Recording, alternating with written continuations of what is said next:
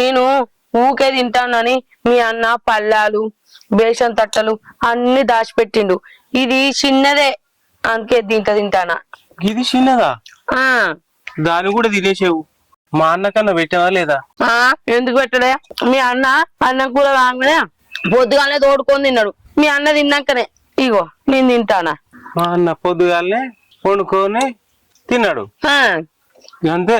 మా అన్న వండుతాడు, నువ్వు తింటా అనుకున్నావు. కానీ మా అన్నకి ఎప్పుడైనా నువ్వు వండి పెట్టినావా? ఆ ఎందుకు అండి పెట్టదా? మస్తు సార్లు అండి పెట్టినా మీ అన్నకు. ఏమో నాకు డౌటే.